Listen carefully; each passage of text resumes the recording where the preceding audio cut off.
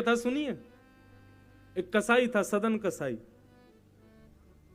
वो अपने तराजू में एक तरफ वो बाट रखते हैं ना, 5 किलो का 2 किलो का तराजू रखने वाले, वो कहीं से शालिग्राम भगवान ले आया और शालिग्राम भगवान को एक तरफ रखता था तराजू में और दूसरी तरफ मांस रखता था, जानवरों का मांस, उसको तोलता था। और जब मांस थोड़ा नीचे ऊपर होता तो ठाकुर जी जो शालिग्राम जी थे उनको उछाल उछाल के रखता था। एक बार एक संत जा रहे थे, नाक ऐसे बंद करके निकल रहे थे कसाई की दुकान, जैसी दृष्टि पड़ी बोले कि ये तराजू तोल रहा था, तराजू पर जो बाट उछाला तो बाट नहीं शालिग्राम जी थे।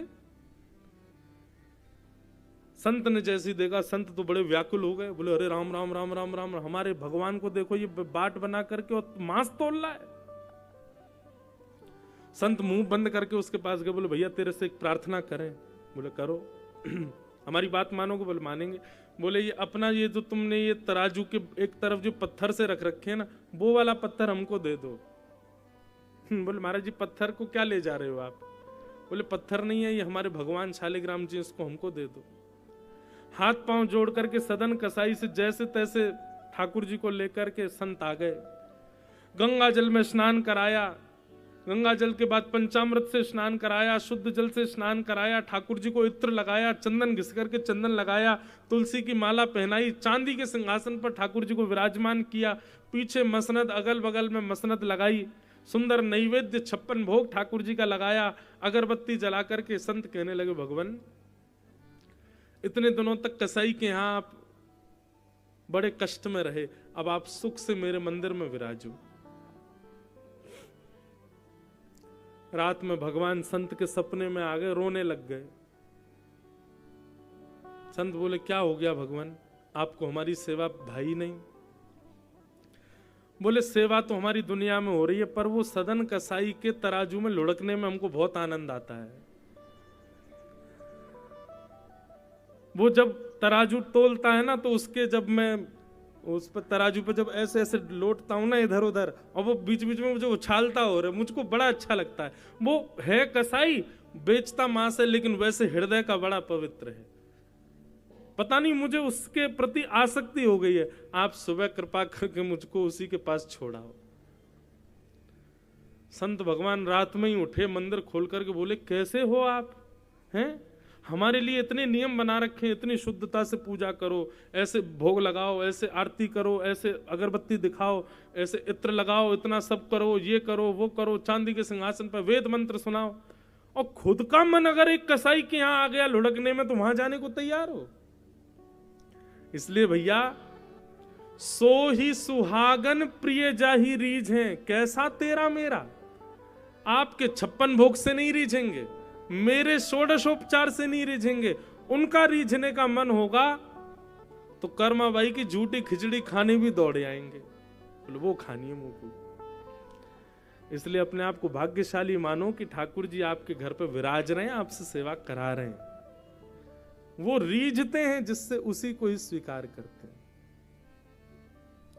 मेरा गोपाल गिरधारी जमाने से निराला है, मेरा गोपाल गिरधारी जमाने से निराला है, मेरा गोपाल गिरधारी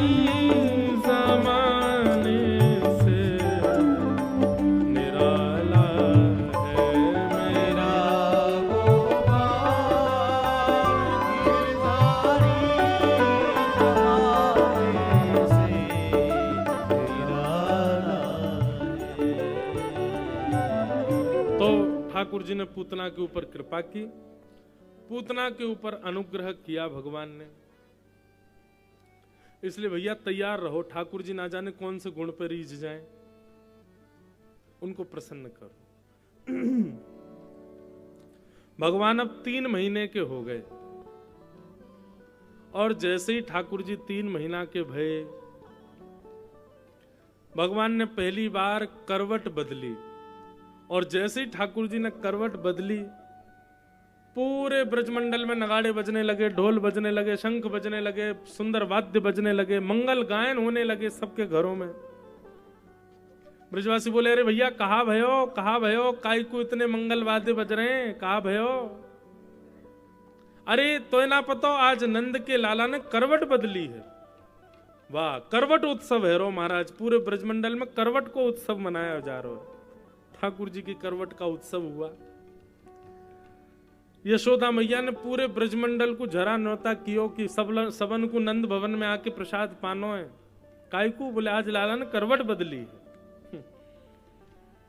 ठाकुर जी के 1 वर्ष तक तो उत्सव इतने मने कि लोगन को यही नहीं पता चली लाला कब में 1 वर्ष को है गयो। 3 महीना के ठाकुर जी। अच्छा, ठाकुर जी को स्वरूप कैसा है? गद मदरा से हैं ठाकुर जी। कैसे हैं? गद मदरा, ये ब्रज भाषा का शब्द है, गद मदरोसो। जैसे कोई बालक अगर बढ़िया थोड़ा न मोटा सा हो, गद मदरा बालक ऐसा समझो जिसके ऐसे गाल लटके रहते हैं, मोटे मोटे हाथ भी ऐसे लटके से रहते हैं, जांग ऐसी कि पूरा ऐसे नहीं बैठ पाए, थोड़ा चौड़ के बैठे, उसको कहते हैं गद मदरा। तो ठाकुर जी कैसे हमारे? बोले गद मदरा से हैं बिल्कुल। ये मोटे मोटे गाल ठाकुर जी के, ये हाथ एक बार कहीं पड़ जाए तो वहीं पड़े रहे, फिर उनको आय करके नए कैसे लुढ़कानो पड़े, ऐसे गद मदरा से ठाकुर जी। और इतने प्यारे, इतने सुंदर, सांवरे सलोने लाला। सब गोपी जैसे ही ठाकुर जी को देख में कोई गाल खींचे, कोई हाथ खींचे, कोई ठाकुर जी की ऐसे हाथ दबा रही है, ऐसा लाला गद मदरा सो। ठाकुर जी चिढ़ जाए सो जोर से रोम है। यशोदा मैया बोली, अरे चलो हटो, सबरी आ जा, में लाला को नजर लगाई देंगी, मेरो लाला नेक सो है अभी तो। सो यशोदा मैया उठाए करके ले जाए और कहीं दूर छुप करके बैलगाड़ी के नीचे बढ़िया 2 तरफ से पल्लू बांध करके एक झूला बनाए दे और वहां में लाला को पौड़ा दे। थोड़ी देर झुलाते झुलाते देखें कि ठाकुर जी के नेत्र सो गए, ठाकुर जी को नींद आए गई। तब यशोदा मैया अपने कार्य को करवे जावे, तभी सक्टासुर नाम का एक दैत्य आया और उस बैलगाड़ी के ऊपर आके बैठ गए। भगवान ने देखा जैसे सक्टासुर आया, ठाकुर जी ने अपना बाम चरण उठाया, लंबा किया, लंबा कर करके जैसे ही मारा महाराज, बैलगाड़ी पलट गई, सक्टासुर का वध। 3 महीना के ठाकुर, 6 दिन के ठाकुर जी ने पूतना मारी, 3 महीना के ठाकुर जी ने सक्टासुर मारा। सब ब्रजवासी दौड़े दौड़े आए, आकर के देखा तो महाराज बैलगाड़ी पलटी पड़ी है। यशोदा मैया ने आकर के पूछी, ये इतनी बड़ी बैलगाड़ी कैसे गिर गई? छोटे छोटे बालक बोले, मैया हम बताएं कैसे पलटी। इतरो लाला है ना गद मदरा सो, याने अपनो मोटो सो पाम ऐसे उठायो और इतना लंबो कियो मैया, याने लंबो पाम करके यूं करके मारी, बैलगाड़ी सोई पलट गई। अप्रेमयम बलम तस्य बाल कस्य नते विदु। जैसे ही बालकों ने कहा कि ठाकुर जी ने अपना पाम लंबो करके बैलगाड़ी उड़ाई दी, यशोदा मैया ने उनको बुलाया, यहाँ पे आइयो। एक दियोवा के कान पे बोले, झूठ बोले, नेक सो मेरो लाला 3 महीना को अभी करवट लेनो सीखो है और तू जो कह रहा इतना लंबो पाम क्यों, इतना लंबो पाम क्यों, यूं ही उड़ा दियो। बालक अपने हाथ गाल पे हाथ रख के बोलो, मैया तेरी सौगंध खा के कह रहा हूं, मैंने अपनी आंखन से देखो तेरे लाला ने पाम लंबो करके उड़ाई बैलगाड़ी। मैया बोली, दोबारा आ यहाँ पे। दोबारा बुला के एक और दियो वाके, तेरी मैया की उम्र क्यों मोते मजाक करे हैं, भग जाए आते। सुखदेव जी परीक्षित को सुनाते हुए कहते हैं, परीक्षित ये सब बालक सत्य बोल रहे हैं और ठाकुर जी मंद मंद मुस्कुरा रहे हैं। बोले देखो बालक सब सच बोल रहे हैं, लेकिन यशोदा मैया स्वीकार नहीं कर रही है, यशोदा मैया का प्रेम स्वीकार नहीं कर रहा। प्रेम का स्वरूप होता है बंधुओं, में कथा में कहा करता हूं, हम जिससे प्रेम करते हैं ना, उसकी प्रभुता हमको स्वीकार नहीं होती। ठीक है वो कितना भी श्रेष्ठ हो जाए, लेकिन वो जब हमारे पास आए तो हम उसको प्रभुता की वजह से स्वीकार नहीं करते। अब बालक बेटा चार्टर्ड अकाउंटेंट बन जाए, इंजीनियर बन जाए, आईपीएस ऑफिसर बन जाए, कुछ भी बन जाए, वो दुनिया के लिए एक श्रेष्ठ व्यक्ति होगा, लेकिन माँ के पास आए तो उसको निश्चित है कि सरल बन के आना पड़ेगा, सहज बन के आना पड़ेगा, दीन बन के आना पड़ेगा। और माँ से आके सल्यूट करो मुझको, अच्छा लगे। प्रेम में प्रभुता नहीं होती, प्रेम में प्रभुता भुलाई जाती है, तभी प्रेम होता है। और जहां प्रभुता देख करके प्रेम किया जाए वो प्रेम नहीं होता, वो आकर्षण होता है, वो तामसी प्रेम होता। प्रेम तो कहो ही नहीं उसको, वो आकर्षण है। ठाकुर जी ने इतनी लीलाएं की ब्रजमंडल में। बंधुओं एक बात कहें, हमारे प्रभु श्री राम ने कभी भी अपने भगवत तत्व को प्रकट नहीं किया। राम जी ने कभी भी ऐसा प्रकट करके नहीं दिखाया कि मैं भगवान हूं। वो सामान्य मानवों की तरह लीला करते रहे। और श्री कृष्ण ने हजारों बार प्रकट किया कि मैं भगवान हूं, ऐसी लीलाएं की, लेकिन फिर भी ब्रजवासियों ने इनको भगवान स्वीकार नहीं किया। क्योंकि प्रेम जहां अनंत हो जाता है ना, प्रेम की स्थिति ऊंची पहुंच जाती है, वहां हमारे प्रेमी के द्वारा किए गए विशिष्ट कार्य भी हमको स्वीकार नहीं होते। ये प्रेम का स्वभाव है, प्रेम का स्वरूप है।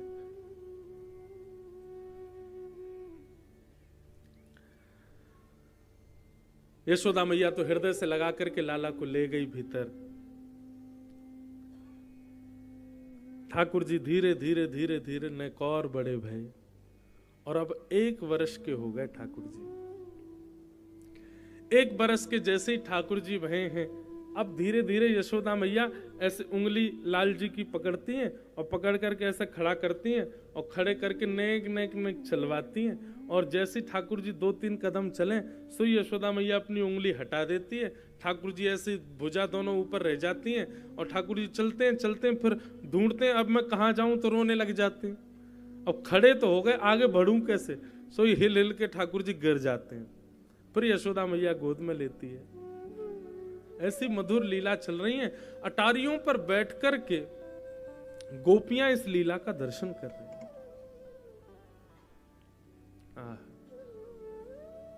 मधुर गोपाल जी के 2 दतुइयां निकल आई हैं, 2 दांत निकल आए ठाकुर जी के। मधुर लीला ठाकुर जी कर रहे हैं। तभी वहां पर श्री गर्गाचार्य जी महाराज का आगमन हुआ। गर्गाचार्य जी से जाकर के नंद बाबा ने प्रार्थना करी, आप हमारे बालकन को नामकरण संस्कार करो। और श्री गर्गाचार्य जी महाराज ठाकुर जी का नामकरण संस्कार करने आए। एक दिन पहले भगवान ने ऐसी लीला की कि उस लीला के माध्यम से गर्गाचार्य जी को बता दिया कि मैं परब्रह्म हूं, लेकिन ये बात आप यशोदा मैया से जाकर के मत कहना। दूसरे दिन ठाकुर जी का नामकरण संस्कार हुआ तो सबसे पहले तो बलभद्र जी का नाम रखा। अयम ही रोहिणी पुत्रो रमयन श्रुहिदो गुणैः आख्यास्यते रामेति बलाधिक्याज्वलम विदु।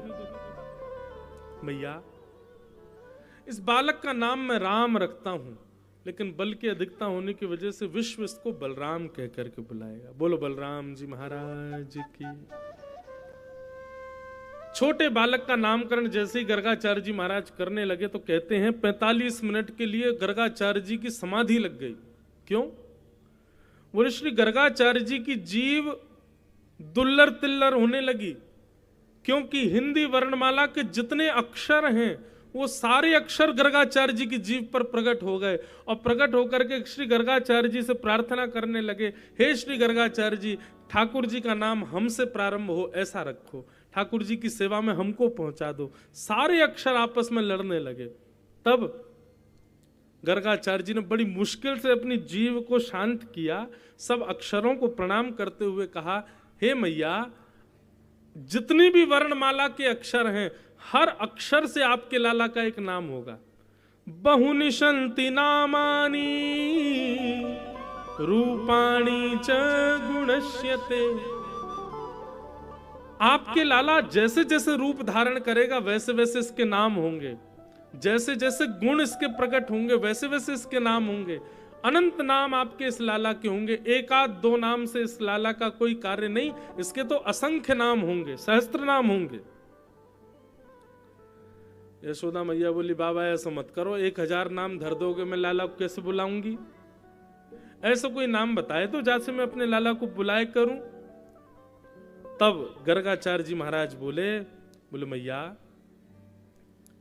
आशन वर्णास्त्रयो यास्य गुह्यतानुयुगम तनु शुक्ले रक्तस्तथा पीत इदानीं कृष्णतां गतः। मैया, आपका ये बालक किसी जन्म में श्वेत वर्ण का हुआ था, किसी जन्म में रक्त वर्ण का हुआ था, किसी वर्ण में पीत वर्ण का हुआ था किसी जन्म में। इस बार ये श्याम वर्ण का हुआ है, इसलिए इसका नाम मैं कृष्ण रखता हूं। बोलो बाल कृष्ण लाल की। आहा, ठाकुर जी का नाम कृष्ण रखा गया। कृष्ण का अर्थ क्या होता है बंधुओं? कृष्ण वर्ण को बोलते हैं। वर्ण मतलब कॉम्प्लेक्शन। वर्ण मतलब जैसे किसी का वर्ण गोरा होता है, किसी का सांवला होता है, किसी का काला होता है, ऐसी ठाकुर जी का वर्ण कौन सा? बोले कृष्ण वर्ण है। ठाकुर जी काले नहीं है, कृष्ण वर्ण अद्भुत होता, अलग होता है। वो कभी तो नीला दिखेगा, कभी श्याम दिखेगा, कभी अन्य भाव से दिखेगा। वो एक कोई स्थिरता नहीं है उस वर्ण की। केसर तिलकम कृष्ण वर्णम, केसर तिलकम कृष्ण वर्णम राधारमण हरे हरे राधारमण हरे हरे ब्रज जन प्रियतम बाल मुकुंदम राधारमणम हरे हरे राधारमणम हरे हरे। ठाकुर जी का वर्ण कैसा है? एक बार एक संत वृंदावन में कह रहे थे कि भैया दुनिया में जितने रंग हैं, नीला, हरा, गुलाबी, बैंगना, काला, जो आपको मिल जाए, सारे रंगों को एक एक अनुपात में इकट्ठा करके सबको मिला देना। कोई रंग रह ना जाए दुनिया का। जितने रंग हैं संसार में, प्रकृति में, सब रंगों को मिला करके जब सबका घोल करोगे तब जो वर्ण निकलेगा वही है कृष्ण वर्ण, वही है कृष्ण रंग। ठाकुर जी का ऐसा वर्ण है। ठाकुर जी वर्ण कृष्ण है लेकिन कांति भी कृष्ण है। कांति कृष्ण कैसी? बोले ठाकुर जी सबका आकर्षण करते हैं। कोई नेत्रों से नहीं देखेगा तो ठाकुर जी स्वर से आकर्षित कर लेंगे। कोई स्वर से आकर्षित नहीं होगा तो देख करके आकर्षित हो जाएगा। कोई स्वर से भी आकर्षित नहीं हुआ, देख करके भी आकर्षित नहीं हुआ, तो ठाकुर जी ने जिस प्रसाद को पा लिया उस प्रसाद का भोग यदि पालेगा उससे आकर्षित हो जाएगा। ठाकुर जी पंच रसों से भीतर प्रवेश करते हैं। या तो नेत्रों से प्रवेश करेंगे, या कान से प्रवेश करेंगे, नासिका से सुगंधी से प्रवेश कर जाएंगे, जीभ से प्रसाद के रूप में प्रवेश कर जाएंगे, त्वचा से स्पर्श के रूप में प्रवेश। ठाकुर जी को आप कहीं से भी बच नहीं पाओगे, हर जगह से ठाकुर जी प्रवेश कर जाएंगे। कर्षतीत कृष्ण, वृंदावन जाने वाला व्यक्ति, उसके पंच इंद्रियों से कृष्ण उसके भीतर जाते हैं। नेत्रों से भी जाएंगे, कानों से भी जाएंगे, नासिका से भी जाएंगे, जीभ से भी जाएंगे और स्पर्श से भी जाएंगे। हर रूप में कृष्ण आकर्षित करते हैं, उसी को कृष्ण कहते हैं। ऐसे ठाकुर जी का नाम अब कृष्ण रख दिया गया। अब भगवान तुतला के थोड़ा बोलते भी हैं, कभी मैया बोलते हैं, कभी भैया बोलते हैं, कभी बाबा बोलते हैं। अब तो जो भी ब्रजवासी आता है सब ठाकुर जी को गोद में उठा करके अपना नाम बुलवाते हैं। ठाकुर जी सबको अपना नाम सुनाते हैं। अच्छा, एक नया भाव और सीखा ठाकुर जी ने। सब गोपियां चारों तरफ बैठी, मैया बोली देखो लाला को सब पता है। गोपी बोली कहाँ पता? अच्छा लाला बता तेरी आंख कहाँ है? सो ठाकुर जी ऐसे ऐसे आंख करते हैं अपनी। बोले लाला तेरी नाक कहाँ है? सो ठाकुर जी अपनी नाक पकड़ लेते हैं। लाला तेरी जीभ कहाँ है? सो ठाकुर जी अपनी जीभ पकड़ लेते हैं। इस प्रकार ठाकुर जी अपने अंगों का वर्णन आता है, ठाकुर जी अपने अंग बताते हैं। सो एक गोपी ने ठाकुर जी पकड़ लिए और फिर ठाकुर जी को एकांत में बैठा के बोले लाला तेरी आंख कहाँ है? सो ठाकुर जी ऐसे करें। बोले अच्छा नाक कहाँ है? ठाकुर जी ऐसे करें। तेरी जीभ कहाँ है? सो ठाकुर जी अपनी जीभ निकाल लें।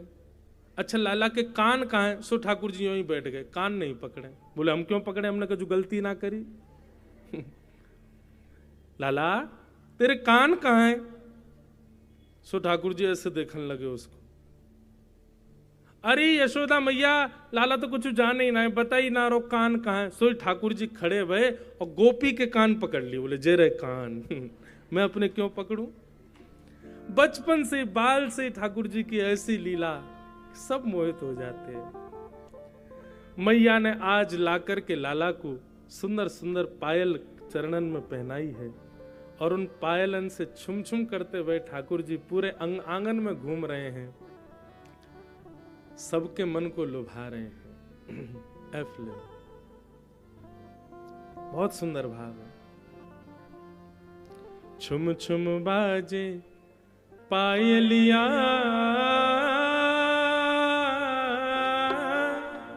बंधु एक बात कहें, आप सबके घर में ठाकुर जी हैं ना, हमारी कई एक बात मानिएगा, इस बार की जन्माष्टमी पर और यदि उससे पहले भी कर सको तो गुना के ग्वालियर के कहीं के बढ़िया सुनार के पास जाइएगा और बढ़िया सोने की या चांदी की ठाकुर जी के लिए पायल बनवाओ और वो पायल इसी भाव से पहनाना, बोले लाल जी हमारी सेवा से यदि आप प्रसन्न हो तो किसी दिन इनकी ध्वनि हमको सुनाई दे जाए। कभी रात्रि में, कभी दिन में, कभी किसी भी भाव से ठाकुर जी सुनवाइए। और ठाकुर जी को पायल बड़ी प्रिय है। क्यों? ठाकुर जी ललित गति से चलते हैं तो अपनी आवाज करते हुए चलते हैं पैरों से। और दूसरा, छोटी छोटी घंटियों की कौंधनी, क्षुद्र घंटिका, ठाकुर जी को कौंधनी बड़ी बढ़िया लगती है। और कौंधनी भी कैसी? उसमें छोटी छोटी घंटियों, किसी से जाके बढ़िया बनवाइएगा। हमारे लाल जी तो पायल और कौंधनी के बिना श्रृंगार ही नहीं कराते। आप विश्वास मानिएगा, किसी ना किसी दिन आपकी सेवा से प्रसन्न होकर आपको अनायास ही घर में ठाकुर जी की पायल की ध्वनि निश्चित सुनाई देगी। ऐसे आनंद करते हैं ठाकुर जी।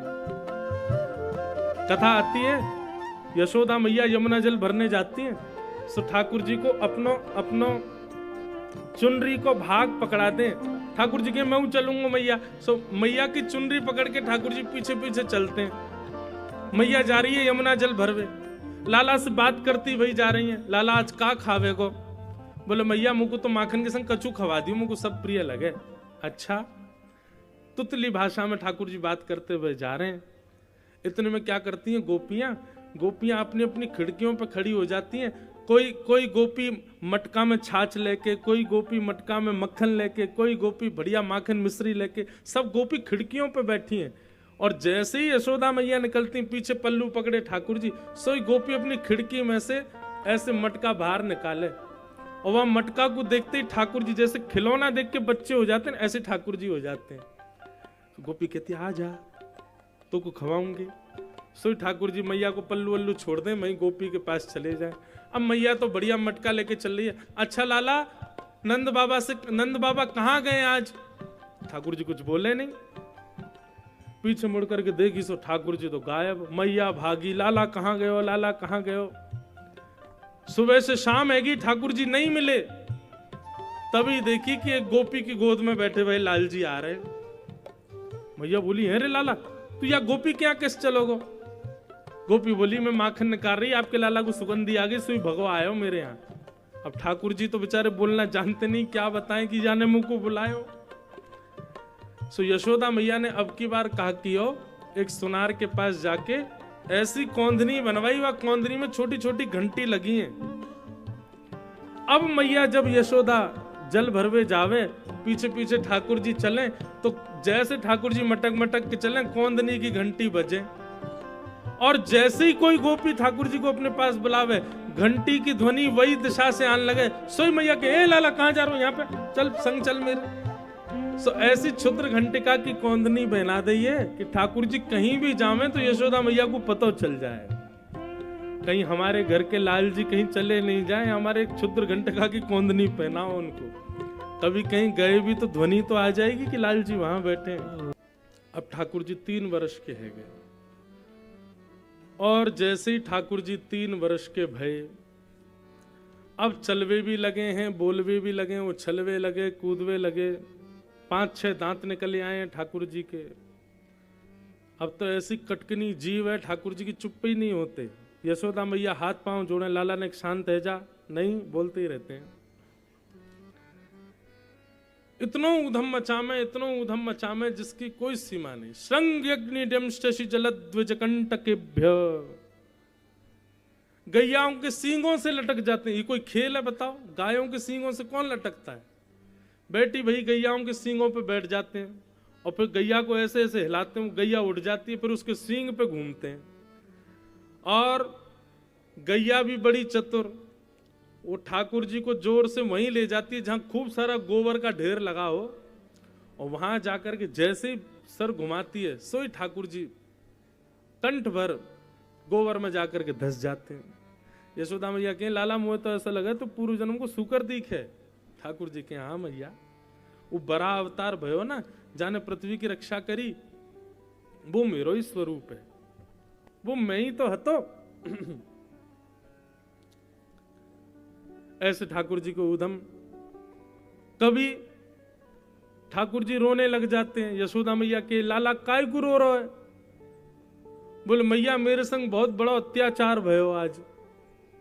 यशोदा मैया बोली, काय गो लाला? बोले हमारी गौशाला में गैया ने बछड़ा को जन्म दियो। अच्छा ठाकुर जी इतना सुंदर, देखो एक रूप स्वरूप देखना, ठाकुर जी को जैसी पता चल जाती है ना कोई गैया ब्यावे वारी है, तो ठाकुर जी नंद भवन में नहीं सोते हैं, वहीं सोते हैं गौशाला में, रात भर उसकी प्रतीक्षा करते हैं कब बछड़ा होएगा, बछड़ा होगा कि बछिया होएगी। और जैसे जन्म ले सो ठाकुर जी को गले से लगा ले, मेरो सखा आगो, अब याकू मैं चरावे जाए करूंगा।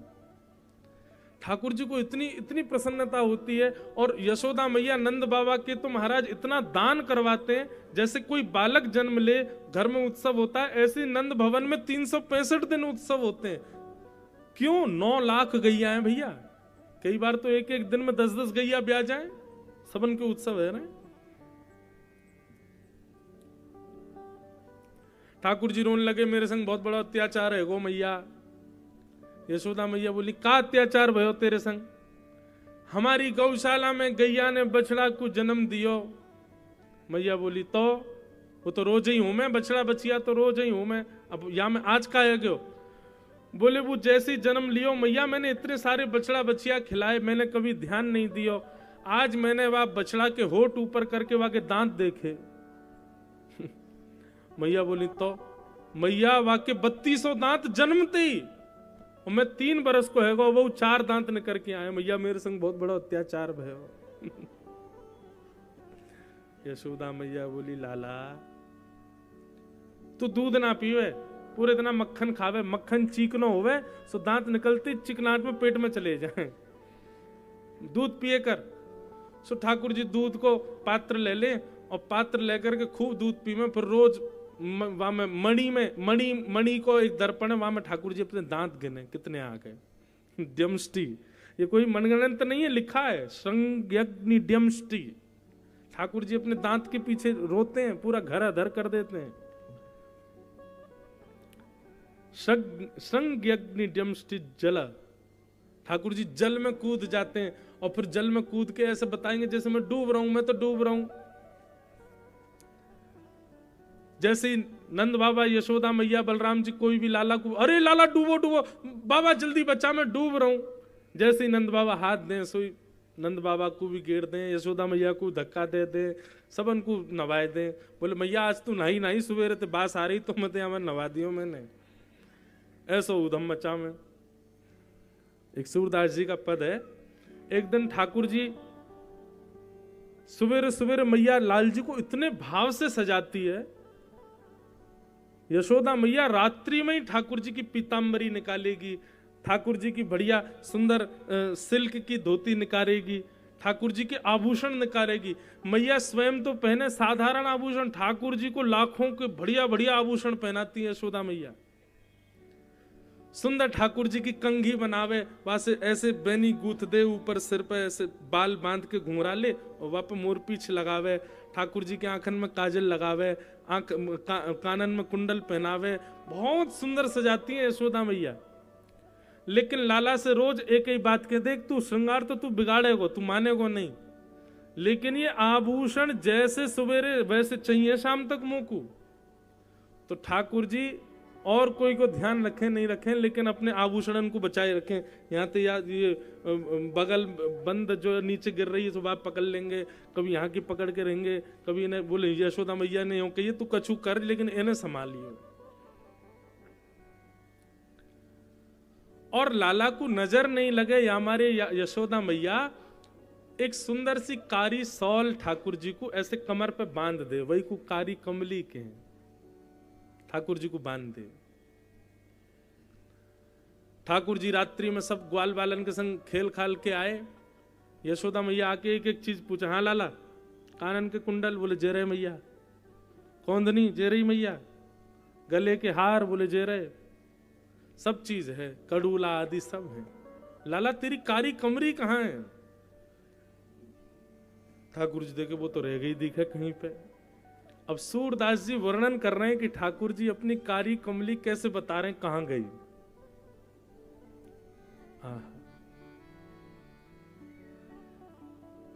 कामर कौन लई हूं मैया मोरी, कामर कौन लई हूं सो मैया मोरी। मैया मैं बताऊं मेरी कामर कहां गई? बोले कहां गई? बोले गाय चरावन जात वृंदावन, गाय चरावन जात वृंदावन। मैया मैं गैया चरावे जाऊं ना, छोटे छोटे बछड़ियां ने लेके जाऊं तो? बोले खिरक में भाज गई सो मैया मोरी। ये गैया जहां पर है मैं ना, वो कारी कमरी उतर के वहीं भाज गई है, वो गैया इनके बीच में चली गई है। अच्छा तेरी कमरिया के पाम है? बोले हाँ मैया बहुत सारे पाम है वाके, निकल के भाग गई मेरी कमर में थे। सही सही बता लाला कहां है तेरी कमरिया? एक कहे तेरी कारी कमरिया, एक कहे तेरी कारी कमरिया, जमुना में जात बही सो ओ मैया मोरी। मैया ये मेरे भावना है, ये मुझको सखान ने बताई। एक बोलो कि लाला तेरी कमरिया मोए लगा, खिरक में भाज गई दीख है। हमने खिरक में जाए करके ढूंढी मैया, माँ तो मिली नहीं। तब दूसरे सखा ने बताई, बोले लाला तू जमुना जल को पान कर रहा हो ना, वहां समय तेरी कारी कमरिया और जो है का उतर के जमुना जी में बह गई है। जमुना में जात बही सो ओ मैया मोरी। एक कहे तेरी कारी कमरिया, एक कहे तेरी कारी कमरिया। मैया पहले तो खिरक में नहीं मिली, फिर बाकी बात जमुना जी में नहीं मिली। सो एक सखा ने कहा बताई, बोले कहा बताई? एक कहे तेरी कामर देखी, एक कहे तेरी कामर देखी। बोले कहाँ गई? बोले गैया खाए गई सो मैया मोरी। मैया एक ग्वाला बता रहा खिरक में भाज गई, एक ग्वाला कह रहा जमुना जी में बह गई, और एक बोलो गैया खा गई दिखे। भूख लगी बाकू सो मेरी कमरिया उतारे करके खाई गई। यशोदा मैया बोली अच्छा। सब बातन को सुनकर के यशोदा मैया बोली लाला तेरी कामर भीतर ही धरी है और बोल रहा खिरक में भाज गई, गैया खा गई, वहां रखी तो है, वो मधुमंगल ने लाई करके दही मोकू, बता कहाँ छोड़ के आयो तू? बोले मैया सांची बताऊं तू मानेगी मेरी बात? बोले मानूंगा। बोले एक गोपी ने मेरी कामर धल ली, और जब मैं गैया चरा के लौट के आ रहा हूं तो वह गोपी ने मुंह को पकड़ लियो, और पकड़ करके बोली लाला तेरी कामर खो गई, अब तो यशोदा मैया डांटेगी। सो मैंने वहां से कही तो को पता हो मेरी कमरिया कहाँ? बोले हाँ मेरे पास धरी है। तो वहां ने मैया मुंह को दियो नहीं, क्यों? मुझे कहा कह रही? बोले एक कहीं नाच मेरे आगे, एक कहीं नाच मेरे आगे। गोपी ने मेरी कमरिया रख ली और मोते बोली तू मेरे आगे नाच लाला, जब नाचेगो तब तेरी कमरिया वापस लौटाऊंगी। कामर दे हूं नहीं सो मैया मोरी, कामर दे हूं नहीं सो मैया। सूरदास प्रभु यशोमत आगे, सूरदास प्रभु यशोमत आगे। असुवन धार बही हूँ सुमैया मोरी, असुवन धार बही सुमैया। ठाकुर जी खूब रोए, बोले मैया सब सतामे मुकू, कभी ग्वाला पकड़ लें, कभी गोपी पकड़ लें, मैया कहाँ जाऊं बता? अब मेरी कामर दल रही। गोपी बोली पहले नाच के दिखा तब दूंगी। बाकी आगे नाचना पड़ा मैया, तभी माने ये गोपी ये कामर ला करके मधुमंगल को दई, मधुमंगल ने तो को दई। सूरदास प्रभु यशोदा के आगे असवन धार वही। ठाकुर जी रोने लगे। ऐसी ठाकुर जी की मधुर लीला पूरे ब्रजमंडल में चल रही है।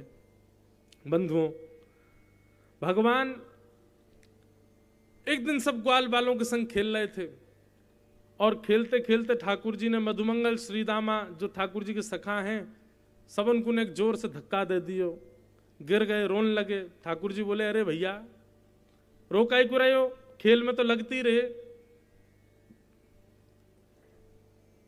सखा सब बोले बोले लाला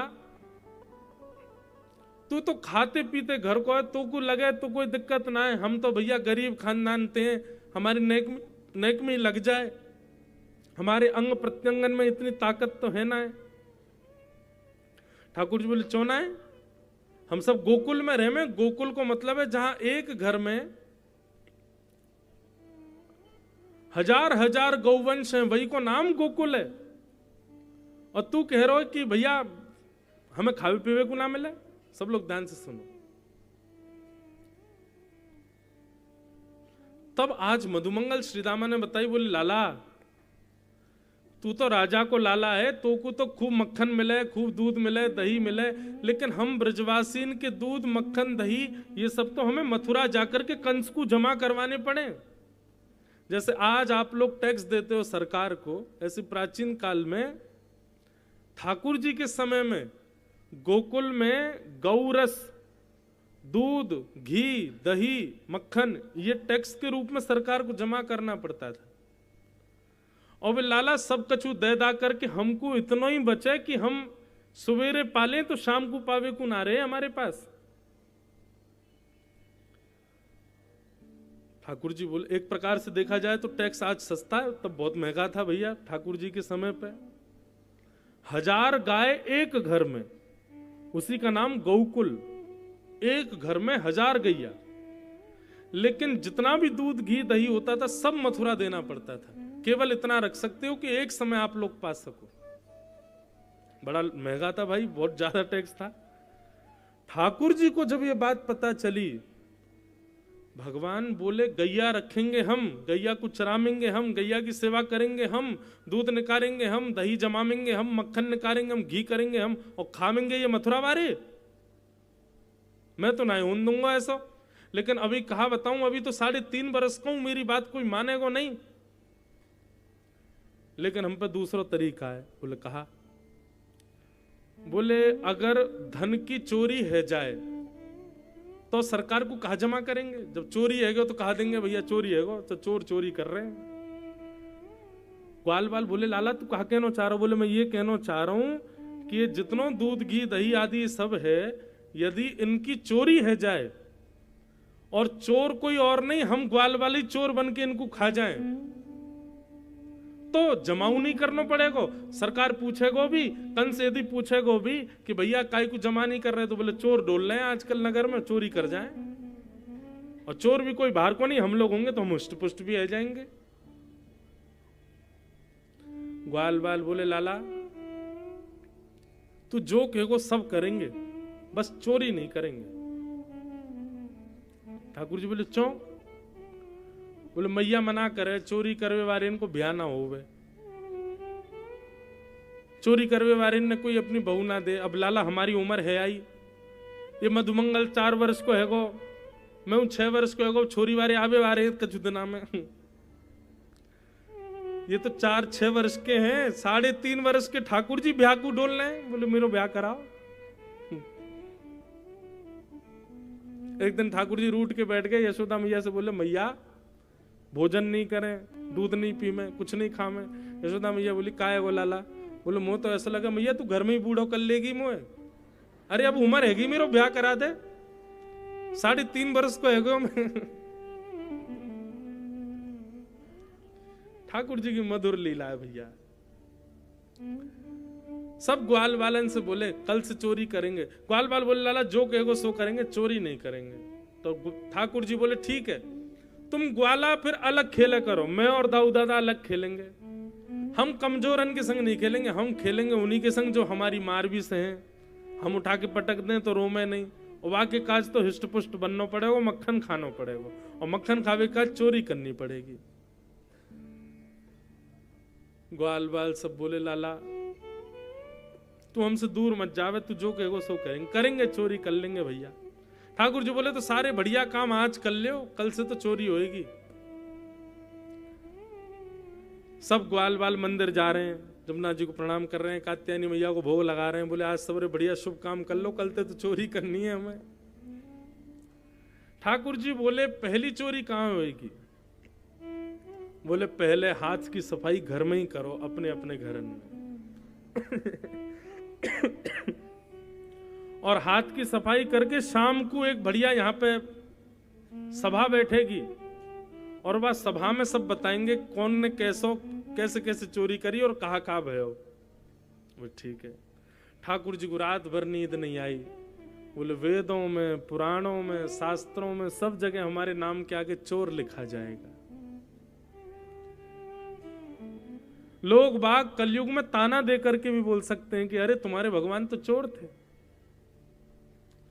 लेकिन ठाकुर जी कह रहे हैं कोई बात नहीं, गौरस की यदि चोरी करके भी खाना पड़े तो हम खाएंगे, और यदि ग्वाल बाल और कंस जैसे राक्षस से गौरस को बचावे के लिए यदि चोरी करनी पड़ेगी तो हम करेंगे, चाहे हमारे नाम के आगे चोर चो नहीं लिख जाए। दूसरे दिन ठाकुर जी सुबह सुबह उठे और सबसे पहले ठाकुर जी अपने ही गौरस भंडार में गए। रात में ही कौंधनी उतार दी ठाकुर जी ने, या कि घंटी की आवाज से यशोदा मैया आ जाएगी। अपने पामन की पाजेब ठाकुर जी पकड़ करके चल रहे, कहीं आवाज नहीं आ जाए। और जैसे तैसे ठाकुर जी गौरस भंडार में गए, और वहां जाकर के बढ़िया मटका में से माखन निकाल करके पान लगे। इतने में भागवत में वर्णन आता है, सामने एक मणि थी, एक खंबे के ऊपर मणि लगी थी, और उस मणि में जब ठाकुर जी ने स्वयं को देखा, हाथ में मक्खन लिए, मुंह पे मक्खन लगाया, ठाकुर जी प्रेम से पा रहे हैं, तो ठाकुर जी ने जैसे ही अपने प्रतिबिंब को देखा, प्रतिबिंब देख के ठाकुर जी कहने लगे ओ भैया तू भी चोरी करवे आए हो का? अपनी प्रतिबिंब से बात कर रहे हैं ठाकुर जी। कितनी सुंदर लीला है ठाकुर जी की। सोचो कितने सीधे हैं ठाकुर जी, कितने सरल हैं, सहज हैं, कहीं भी अपनी प्रभुता प्रकट होने ही नहीं दे रहे। यहां मानव का स्वभाव कैसा, कुछ नहीं महाराज, गली मोहल्ले का नेक सा नेता बन जाए तो दुनिया को बता दे मैं ऐसा हूं। लेकिन ठाकुर जी साक्षात परब्रह्म होते हुए भी, अभी एक, अब तो ठाकुर जी बड़े हो गए, एक लीला आती है कि यशोदा मैया जब ठाकुर जी को चलना सिखाती है ना, तो नंद भवन की दहली पार करवाती है। यशोदा मैया तो दहली के पार करके खड़ी है, जा लाला तके लाला तू भी आ। सो ठाकुर जी एक तरफ से तो बड़ी मशक्कत करके चढ़ जामे दहली पे, खूब ऊंची है, तो वहां पे ऐसे पाम बाम ऊपर धर के ठाकुर जी चढ़ तो गए। अब पल्ली तरफ दहली जो वो खूब गहरी नीचे उतरवे की, अब जैसे ये मंची समझ लो, अब जिस हम मंच पे बैठे इसके नीचे कितना गहरा, तो ठाकुर जी चढ़ तो गए ऊपर, अब पल्ली तरफ उतरने के लिए ठाकुर जी ने अपना एक पांव नीचे लटकाया और अपने अंगूठा से नीचे ऐसे देख रहे हैं कि अभी जमीन आई कि नहीं, और नेक नेक ठाकुर जी खिसक रहे हैं। खिसकते खिसकते ये स्थिति हो गई, अब ठाकुर जी लुढ़क हुए वाले, जमीन नहीं आई। सो ठाकुर जी ने लोग, मैया मैया देख देली मुझको मार रही है, ये मुझको गिरा रही है, याकू आके जल्दी बता। तब विधाता ब्रह्मा कहते हैं ये वही पर ब्रह्म है जो 2 पैर से तीनों लोक नाप लेते हैं, लेकिन आज यशोदा मैया की दहली नहीं पार करी जा रही इनसे। ये वही पर ब्रह्म है जो 2 पग से बलि के तीनों लोकों को नाप लेते हैं, लेकिन आज यशोदा मैया के दहली को नहीं लाग पा रहे। यही तो प्रेम है बंधुओं, जहां अपनी प्रभुता छोड़ दी जाए, जहां अपनी प्रभुता भुला दी जाए।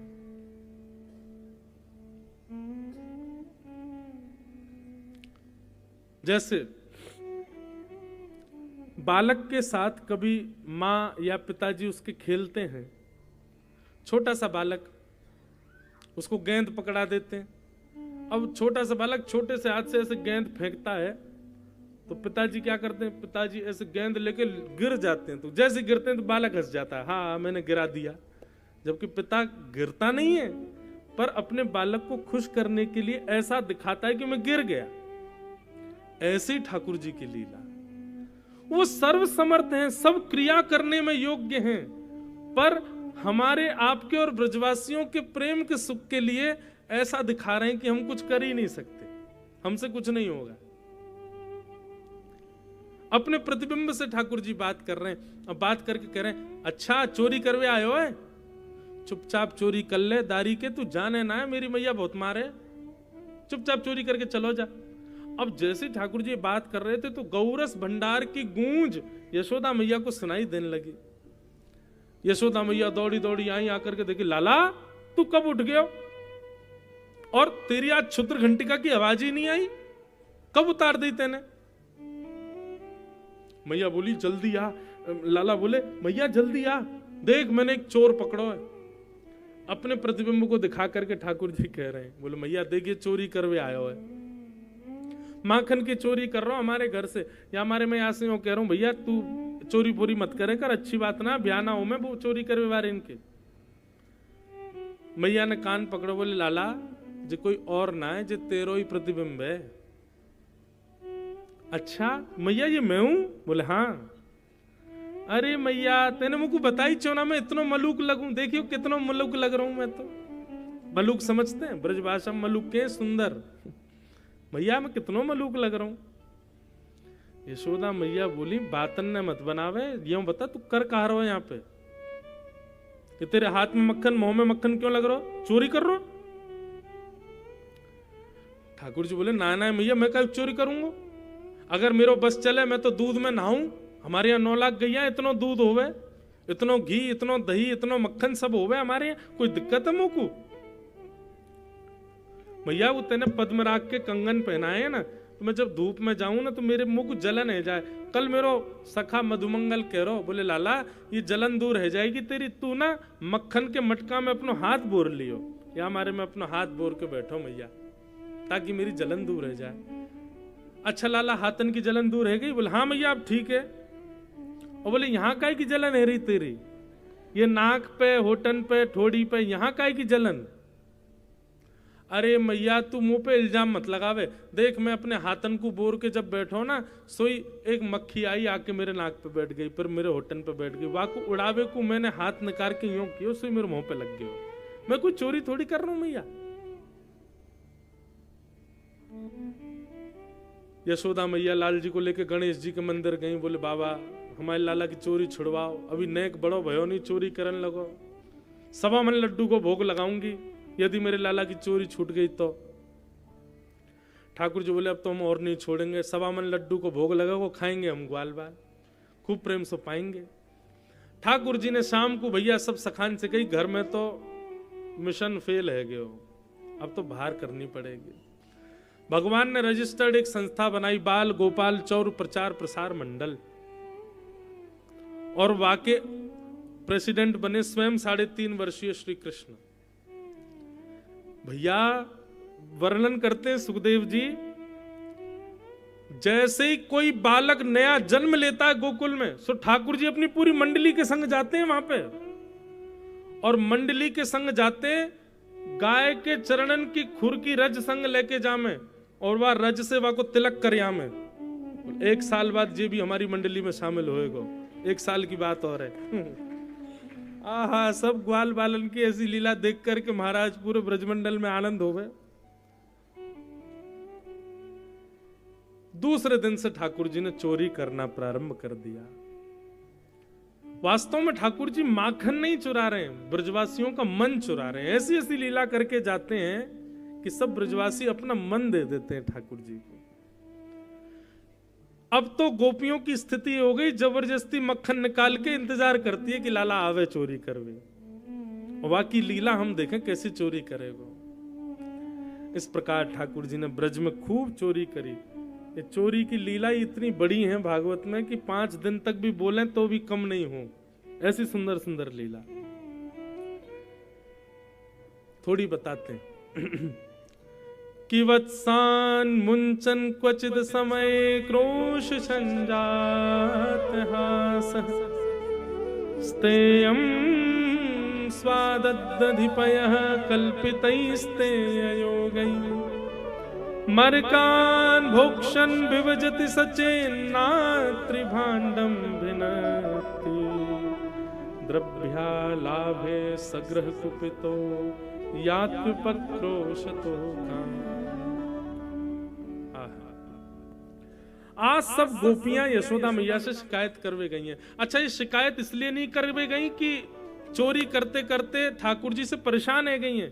ये सब गोपियां सुखदेव जी वर्णन करते हैं, बोले चोरी का इल्जाम लेके भगवान का दर्शन करने गई हैं। इनमें से कई गोपी तो ऐसी हैं उनके घर भी नहीं गए ठाकुर जी, फिर भी जबरदस्ती झूठी झूठी कहानी बना के गई हैं कि हम यशोदा मैया से शिकायत करेंगी। यशोदा मैया डांटवे के काजे ठाकुर जी को बुलाएंगी, और जैसे ठाकुर जी को डांटेंगे सो ही हम लाल जी को देख लेंगे। असंख्य गोपियां आनंद भवन के बाहर आके खड़ी हो गई, और सब आकर के यशोदा मैया से बोली, मैया अपने लाला को समझा लो, नहीं तो काउ दिन हम हाथ दिखाई देंगी वाकू। यशोदा मैया बोली, का कियो मेरे लाला ने?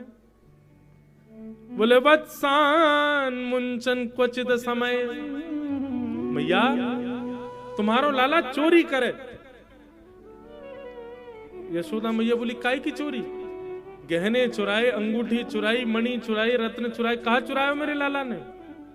बोले स्तेयम स्वादधिपय, दही मक्खन और दूध की चोरी करे तुम्हारा लाला। यशोदा मैया हंसी, बोली कि 9 लाख गैया है मेरे यहाँ पे, दूध की दही की कोई कमी ना है जो तुम्हारे यहाँ की चोरी करे को। झूठ बोल रही हो? बोले मैया हम सौगंध खा के कह रही हैं तुम्हारा लाला चोरी करे।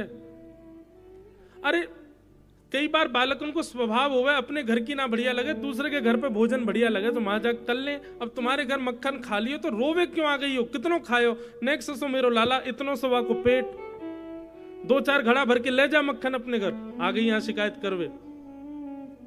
बोले मैया आप तो नाराज हो रही हो, लेकिन हमारी बात तो सुनो। तुम्हारे लाला को तो इतनो सो पेट है, लेकिन वहां के संगवारिन को तो इतनो इतनो पेट है। अकेलो खावे आवे तो हमें दिक्कत थोड़ी है। मरकान भोक्षण विभजति सचेन। बोले ग्वाल बालन की सेना अलग चले, छोटी छोटी चेटीन की सेना अलग चले, और बंदरन की सेना अलग चले। स्वयं तो तुम्हारो लाला खावे नेक 100, बाकी सब खवा दे ग्वाल बालन को, बाकी खवा दे चेटीन को, थोड़ा लुटा दे बंदरन को। अच्छा मैया सवन को खवावे के बाद भी हमारे घर को मक्खन बच जाए तो हम पे रहम करके ना जाए कि चलो इतना मक्खन बच गया तो या कुछ छोड़ जाऊं मैं। डंडा एक संग लेके चले, नात्री भांडम भिनत्ती, वह मटकी को फोड़ के भाग जाए और पूरा मक्खन जो नीचे गिर जाए वह को ऐसा लेप लगा के जावे पूरे घर में, जैसे ही हम घर में जामे पाम फिसल जाए, सिर फूट जाए, कोहनी टूट जाए, कमर टूट जाए। एक बोली मेरी सास तो 15 दिन आते पड़ी है बिस्तर पे, कब जा सके? क्यों? बोली यमुना जल भरवे गई। हमारे पतिदेव ने सुंदर घर में पत्थर लगवाए नीचे, 2-4 बार मैंने लाला से कही, लाला एक बार घर आइयो, हमारे ऐसा पत्थर लगाओ घर में। ठाकुर जी बोले रुक जा, आऊंगो काउ दिना। मक्खन खाए करके सबन को बांट करके जितनो बचो वा को फोड़ के पूरे मक्खन को लेप लगा करके चले गए। 80 बरस की मेरी सास यमुना जल भर करके जैसी आई, माने दरवाजो खोलो, जैसी पाम भीतर रखो, चीकनो मक्खन पाम पे लगो, मही लुढ़क गई। अब मक्खन में पानी और मिल गयो। 5 बार वाने प्रयास कियो, बेचारी उठ ही नहीं पाई, ऐसी रिपट गई। फिर कहा बोले खिसक खिसक के बाहर आई, फिर क्यों उठ तो सके ना, मक्खन ते बार बार फिसले। तुम्हारो लाला ऐसी लीला करे मैया। सब गोपियां अपने अपने भाव बताने लगी, यों करे ऐसे करे। सब एक गोपी बोली, मैया हमारे घर से मक्खन चोरी कर ले तो परेशानी, और यदि तुम्हारो लाला चोरी नहीं कर पावे तो भी शामत है हमारी। बोले क्यों? बोले यदि हमने खूब ऊंचे छीके पे लगा दियो, खूब अंदर कहीं सुरक्षा में मक्खन रख दियो और लाला को नहीं मिलो, नहीं चोरी कर पायो, चौक लेके आवे और हमारे घर के बाहर ऐसे कर जाए। एक दिन मैंने की लाला या को क्या मतलब है? बोले जा घर से हमको मक्खन चुरावे को नहीं मिले, हमारी पूरी जिम्मेवारी के अगले दिन से वह घर में कोई भी भोजन नहीं करेगो, सबको भूखो रहना पड़ेगा। हम भूखे रहे तो तुमको रहना पड़ेगा। बोले वाक्य लैया कहा करेगो? बोले वो देखो हम कहा करें। मैया बोली तो कहा करे? बोले मैया ऐसो कछु लीला करेगो कि वह घर के लोग भोजन करे ही ना पावे। छोटे छोटे बालकन को नोच के भाग जाएगो, गैयान की रस्सी खोल के भाग जाएगो, चूल्हा फोड़ के भाग जाएगो, और चूल्हा नौ भी फोड़ेगो तो मैया सवेरे ब्रह्म मुहूर्त में आ जाए और मैं हनादी निवास्तव अपनी धोती वोती उतार करके बस चूल्हा पे बैठ के और सब करे आवे। मैं हनादी निवास्तव, हम तो क्या अब बना के दिखाओ भोजन। अच्छा ये सब बातें जो थी बंधुओं, ये वो गोपियां हैं जिनके यहाँ चोरी नहीं करते, जबरदस्ती झूठ बोल रही है यशोदा मैया से। इतनी शिकायत कर दी मैया की यशोदा मैया से रुको नहीं गए। यशोदा मैया बोली कन्हैया लाला जल्दी आ। ठाकुर जी सुबह कभी ऐसे नहीं उठाती यशोदा मैया। यशोदा मैया जाएंगी, लाला के चरण दबाएंगी, मुख से दूध को पात्र लगाएंगी, लड्डू बना के लड्डू की सुगंधी लाला को धीरे धीरे देंगी, तब जाके ठाकुर जी उठते हैं। लेकिन आज तो यशोदा मैया चिल्ला रही है। ठाकुर जी बेचारे डर के मारे उतर करके आए। यशोदा मैया से कहा भयो तुम काय कुछ चिल्ला रही है सुबेर सुबेरे? बोले ये सब गोपी कह रही है इनके यहाँ जाके तने चोरी करी। कई गोपी इनको देख करके यशोदा मैया से मैया मैया तेरी सौगंध, मुंह को जो ना पता इनको घर कौन सी गली में झूठ बोल रही है सबरी। मैया मैंने कछु नहीं कियो। यशोदा मैया लाला को पकड़ करके डांट फटकारन लगे।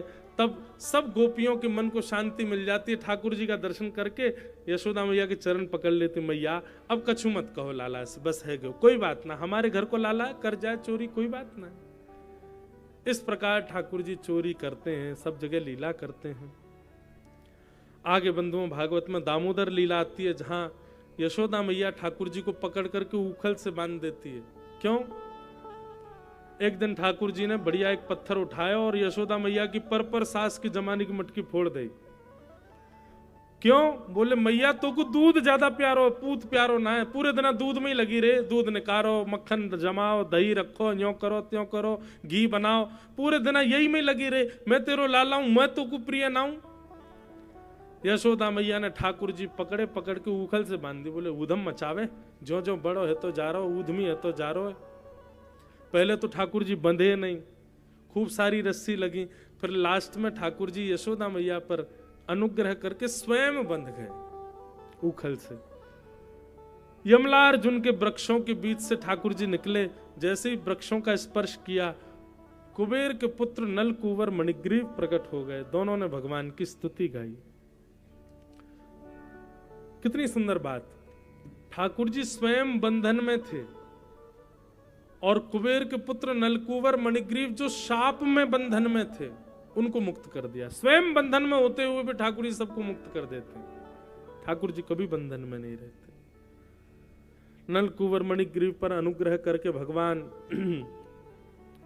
अब यशोदा मैया ने मन बना लिया, बोले अब हम गोकुल में नहीं रहेंगी। वृक्ष गिर गए लाला के ऊपर और सबके साथ ठाकुर जी वृंदावन को निकल पड़े।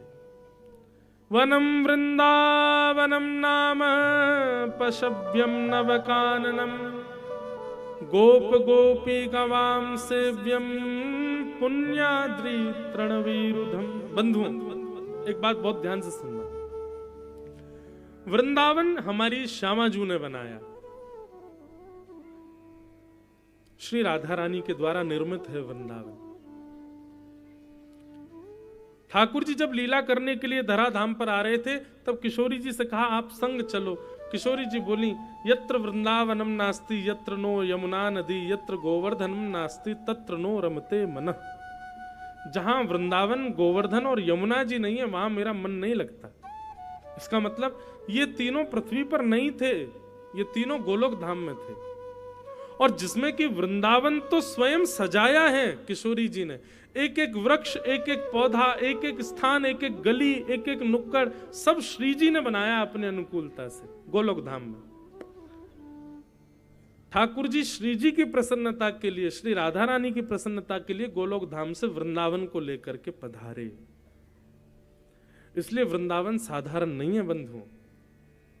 वृंदावन गोलोक धाम से पधारा है, गोवर्धन गोलोक धाम से पधारा है, श्री यमुना जी गोलोक धाम से पधारी हैं। ये पृथ्वी पर नहीं थी, ब्रह्मा जी ने नहीं बनाया इनको। इसलिए वृंदावन ठाकुर जी को बहुत प्रिय है, क्योंकि श्री जी के द्वारा बनाया गया है। इसीलिए वृंदावन रसामृत पद में हमारे गिरधर लाल जी आज्ञा करते हैं, श्यामा हृदय कमल सो प्रगट्यो। वृंदावन कहां से प्रकट हुआ? किशोरी जी के हृदय से प्रकट हुआ।